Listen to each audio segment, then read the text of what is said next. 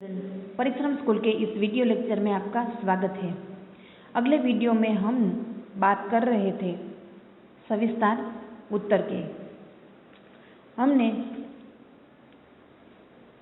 चार सविस्तार उत्तर देखे थे। अब हम देखेंगे आगे।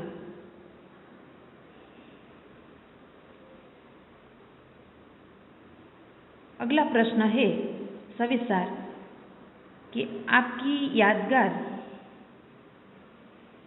घटना बताइए।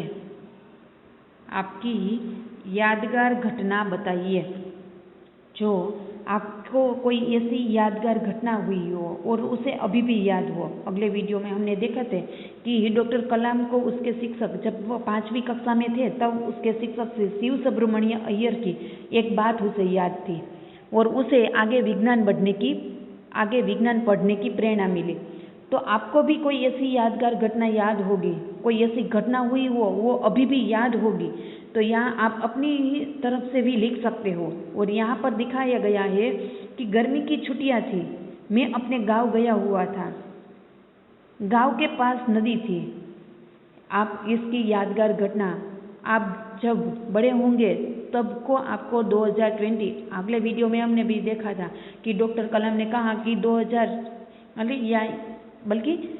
कि भारत 2020 तक एक विकसित राष्ट्र बन जाएगा। 2020 और 2020 शब्द आएगा तो हमें वर्षों तक याद, आप जब बड़े हो जाएंगे तब भी आपको ये घटना याद रहेगी कि 2020 यानी कि 2020 में कोरोना जैसी महामारी नामक एक बीमारी आई थी जिसमें पूरे के पूरे देश को हिला दिया था। ये बीमारी इतनी, जब आप बड़े होंगे तब आप सबको बताओगे।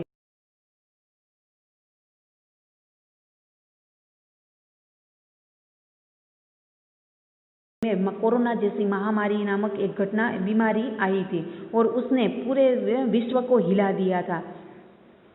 तो ये घटना, और इसमें लोगों को गांव में रहने की और गांव के जो शांत वातावरण है और गांव का जो आनंद है उसमें लोगों को आकर्षित किया। ऐसी महामारी में आज ज़्यादातर लोग 80% से ऊपर लोग हैं वो गांव की ओर बढ़ गए हैं और गांव उसे अच्छा लगने लगा है। आज ज़्यादा से ज़्यादा लोग, ऐसी परिस्थिति में आज ज़्यादा से ज़्यादा लोग गांव की ओर बढ़े ही है और गांव में जो नहीं है, उसके घर नहीं है, वो बनवाने की उसी प्रेरणा भी मिली है कि कोई भी, ये महामारी कोरोना जैसी महामारी है, परंतु आगे भविष्य में कोई ऐसी सिचुएशन आए, कोई ऐसी परिस्थिति आए तो हम गांव में ही सही सलामत है और गांव में ही हम सुखी रह सकते हैं। तो आज ज़्यादा से ज़्यादा लोग गांव की ओर बढ़े हैं और गांव में कुछ नहीं है और वहाँ घर बनवा कर रहने का, कि भविष्य में भी कोई ऐसी परिस्थिति आए, बाढ़ आए, भूकंप आए और कोई भी ऐसी परिस्थिति आए तो हम गांव में आनंद से, शौक से रह सके। तो यहाँ पर कहा गया है कि गर्मी की छुट्टी थी, मैं अपने गांव गया हुआ था, गांव के पास एक नदी थी, मेरा बड़ा भाई अच्छा तैराक था, यानी कि वो अच्छा तैरता था। मैं भी नदी में तैरना चाहता था लेकिन डरता था। मेरा भाई मुझे नदी किनारे ले गया और बातें करने लगा। इसी बीच उसने मुझे धक्का दिया और मैं नदी में जा गिरा। डूबने के डर से मैं हाथ पांव चलने लगे और मैं किनारे तक आ गया। भाई ने कहा, डरते क्यों हो? इसी तरह पानी में हाथ पैर हिलाते रहो, डरो मत, डूबोगे नहीं। डूबने लगो तो मैं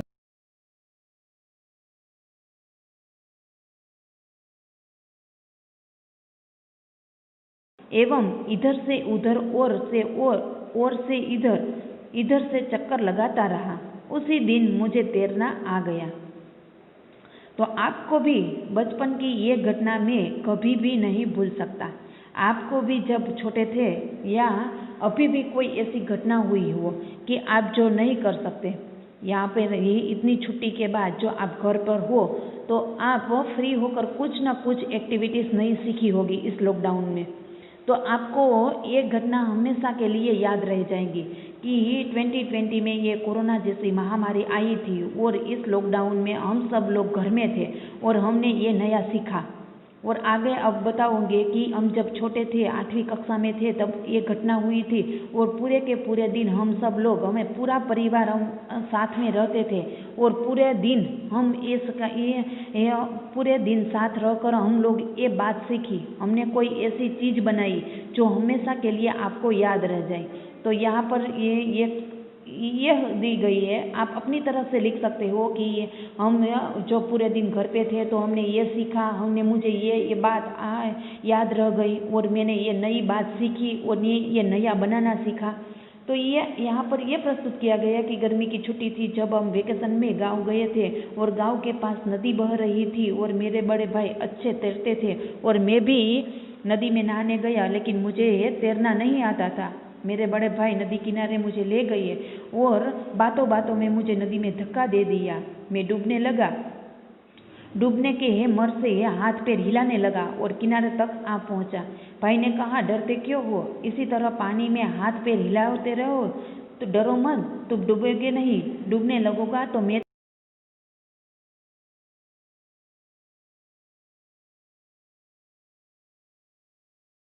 दिन से मुझे तैरना आ गया। तो ये घटना उसको याद थी। आपको भी कोई ऐसी घटना याद हो तो आप अपने आप से लिख सकते हो। अगला प्रश्न है कि अपना लक्ष्य यानी कि ध्येय, अपना लक्ष्य प्राप्त करने के लिए आप क्या क्या कर सकते हैं। अगले वीडियो में सुनीता विलियम्स के चैप्टर में मैंने कहा था आपको कि आप अभी से आपका ध्येय निश्चित कर लेना होगा कि आखिर आपको बनना क्या है, आप बड़े होकर क्या बनना चाहते हो। तो यहाँ पर भी प्रश्न दिया गया है कि अपना लक्ष्य प्राप्त करने के लिए आप क्या क्या करते हैं, अपना ध्येय प्राप्त करने के लिए आप क्या क्या करते हैं। तो उसका उत्तर है, आज हमारे देश में डॉक्टर और इंजीनियरों की कमी नहीं है।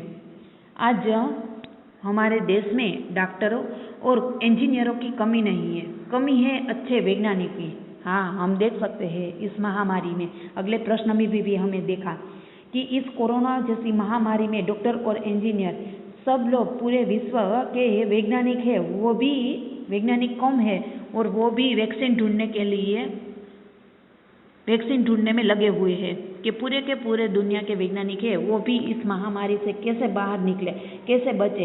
इसी वैज्ञानिकों ने भी वैक्सीन ढूंढने के लिए वैक्सीन ढूंढने लगे हैं। इसीलिए एक महान वैज्ञानिक बनकर देश का नाम रोशन करना यही मेरे जीवन का ध्येय है। वो कहते हैं कि आज देश में डॉक्टर और इंजीनियर तो बहुत है, कमी है तो बस वैज्ञानिकों की। इसीलिए मैं एक वैज्ञानिक बनकर देश का नाम रोशन करना चाहता हूँ और यही मेरे जीवन का एक लक्ष्य यानी कि ध्येय है। इसे पाने के लिए मैं अपने पाठ्यक्रम के विज्ञान की पुस्तक बड़े ध्यान से पढ़ता हूँ कि जो विज्ञान की टेक्स्ट बुक है मैं उसे अच्छी तरह पढ़ता हूँ या पढ़ती हूँ।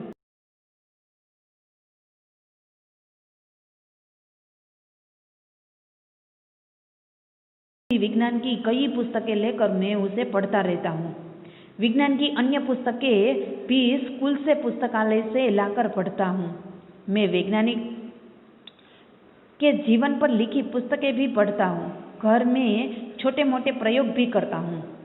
कई आप देख सकते हो न्यूज़ में भी कभी आपने देखा होगा कि इस छोटे से परिवार के लड़के ने ये बनवाया, वैज्ञानिक वस्तु की शोध की। तो क्या आज डॉक्टर और इंजीनियर की कमी नहीं है, कमी है तो वैज्ञानिकों की है। तो मैं एक महान वैज्ञानिक बनकर देश का नाम रोशन करना चाहता हूँ, देश का गौरव बढ़ाना चाहता हूँ। इसे पाने के लिए मैं पाठ्यक्रम की पुस्तक तो विज्ञान की पढ़ता ही हूँ, बल्कि उसके अलावा स्कूल से और बाहर की पुस्तकालय से विज्ञान की अलग अलग पुस्तकें ले आता हूँ और उसे भी पढ़ता हूँ। मैं वैज्ञानिकों के जीवन, जो वैज्ञानिक है उसके जीवन के लिखी पुस्तकें भी पढ़ता हूँ और घर में उसके पुस्तकें पढ़कर जो उसमें छोटे मोटे प्रयोग होते हैं वो भी मैं घर पर ही छोटे मोटे प्रयोग करता रहता हूँ। तो ये भी प्रश्न आप लिख सकते हो कि आपको आखिर बनना क्या है, आपका ध्येय क्या है और आप उस ध्येय के पाने के लिए क्या क्या करते हो। अगला प्रश्न है कि किसी को मुसीबत में देखकर आप क्या करते हैं। जब कोई संकट में हो, मुसीबत यानी कि संकट में, किसी को वो संकट में देखकर आप क्या करते हैं। तो किसी को मुसीबत में देखकर मैं यथाशक्ति उसकी मदद, यथाशक्ति यानी कि मेरे से जो हो सके वो उसकी मैं मदद करता हूँ। तन मन धन से उसकी सहायता करने से पीछे नहीं हटता। इसके लिए मैं अपने माता पिता से कुछ मांगने में भी संकोच नहीं करता। मेरे मित्र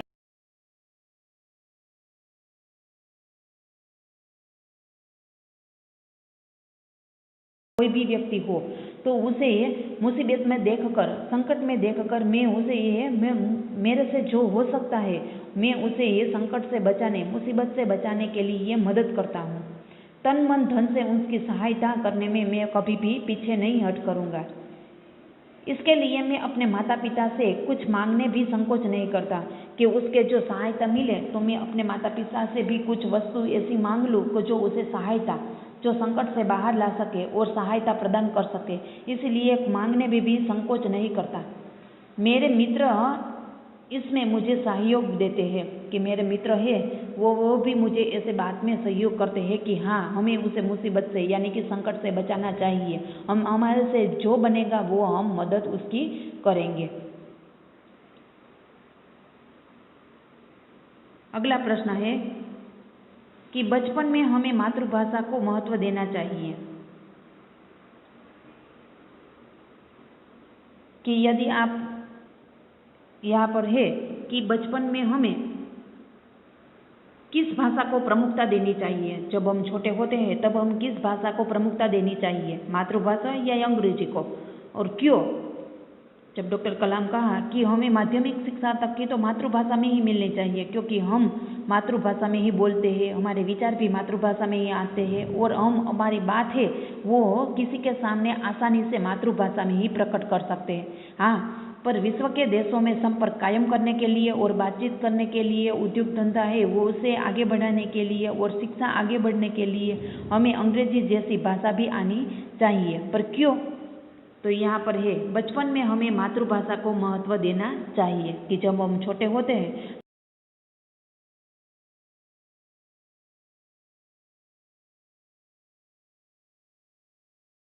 हमारा एक देश ही ऐसा है कि जिसमें माँ लगता है, भारत माँ, भारत माता। किसी भी देश के सामने पीछे माता नहीं लगता। अमेरिका माता लगता है, रसिया माता लगता है, ऑस्ट्रेलिया माता नहीं लगता, किंतु हमारा देश ही एक ऐसा है भारत जिसे माँ शब्द, माता के शब्द से पुकारा जाता है। यानी कि मातृभाषा माँ की भाषा है। माता की गोद में हम उसी में सोचना विचारना सीखते हैं कि उसकी धरती माता की गोद में हम ऐसे माता की गोद में हम उसी से सोचना विचारना सीखते हैं कि जब हम उसकी गोद में बैठते हैं तभी से उसके सोच विचार से सीखते हैं। सोचने विचारने की भाषा ही हमारी अभिव्यक्ति की भाषा हो सकती है कि जब हम सोचते हैं विचारते हैं वही हम अभिव्यक्ति यानी कि दूसरों के सामने व्यक्त कर सकते हैं। मातृभाषा में हम अपने हृदय मन के भावों को सरल और प्रभावी ढंग से प्रकट कर सकते हैं कि जो हम मातृभाषा में दूसरों के सामने जो हमारे मन में हृदय में विचार आते हैं, भाव होते हैं, वो सरलता से हम दूसरों के सामने प्रकट कर सकते हैं। इसीलिए बचपन में हमें मातृभाषा को ही महत्व देना चाहिए कि जब हम बचपन छोटे होते हैं तब हमें मातृभाषा ही शिक्षण मिलना चाहिए, मातृभाषा को ही महत्व देना चाहिए क्योंकि माता की गोद में ही रहकर ही हमें सोचते विचारने सीखते हैं और हमारी जो हम सोचते विचारते हैं वो हमारी मातृभाषा में ही होते हैं। इसलिए हम हमारी अभिव्यक्ति यानी कि दूसरों व्यक्ति के सामने हम अभिव्यक्त दूसरों के सामने प्रकट भी हम आसानी से मातृभाषा में ही कर सकते हैं और हमारे मन में हृदय में जो भाव सरलता से प्रकट होते हैं वो दूसरों के सामने अच्छी तरह हम प्रकट भी कर सकते हैं।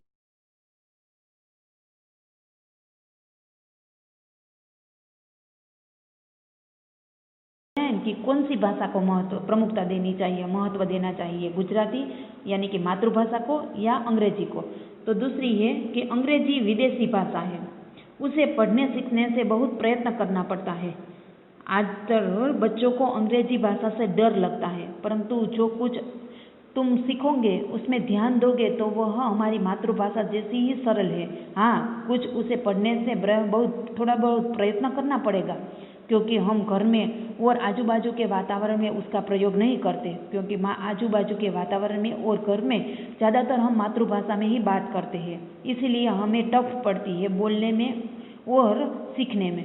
तो कि अंग्रेजी विदेशी भाषा है, उसे पढ़ने सीखने में हमें बहुत प्रयत्न करना पड़ता है।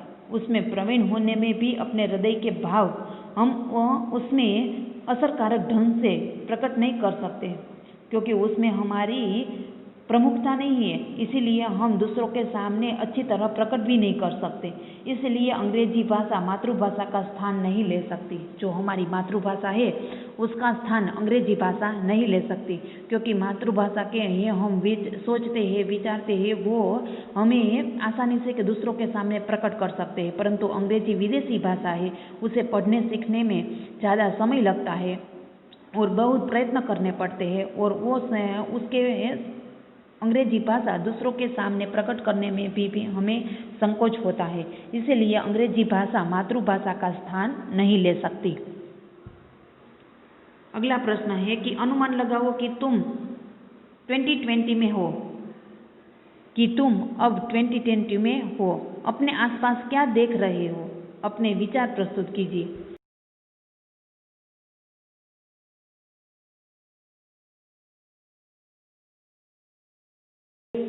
जो उसमें लिखे हैं उससे ज़्यादा केस है, परंतु मीडिया वाले हमारे सामने आने नहीं देते। कि तुम अनुमान लगाओ कि तुम 2020 में हो। हाँ, हम हैं, पर अपने आसपास क्या देख रहे हो? तो अभी तो हम हमारे आसपास कोरोना जैसी महामारी को ही देख रहे हैं कि कितने आंकड़े बढ़े और कितने लोग डिस्चार्ज हुए और कितने लोग मृत्यु हुई कोरोना से।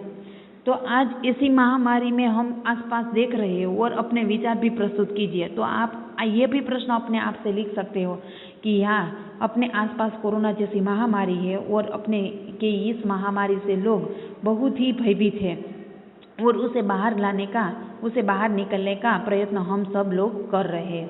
तो यहाँ पर उत्तर है कि सन 2020 में देख रहा हूँ कि चारों ओर हरियाली है। यहाँ पर उसका चित्र अंकित किया गया है। हम अपनी तरह से लिख सकते हैं कि पिछले वर्षों में वृक्षारोपण की प्रवृत्ति में तेजी आने से वह संभव हुआ है। मेरे सामने की सड़क पर हरे भरे पेड़ फूलों से लदे हुए, यानी कि पेड़ फूल घने हुए थे। सड़क डूब चौकी और साफ सुथरी थी।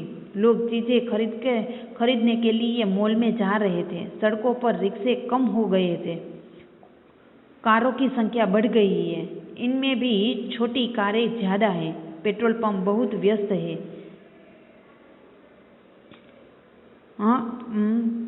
मैं बहुत वाहनों का रेला देखने में ये बहुत अच्छा लगता है। लड़कियां फटाक से दोपहरिया वाहनों पर जा रही है। तो क्या आज ऐसी परिस्थिति, यहाँ पर ऐसा लिखा गया है कि पिछले वर्ष जो वृक्षारोपण की प्रवृत्ति में तेजी आने थी उस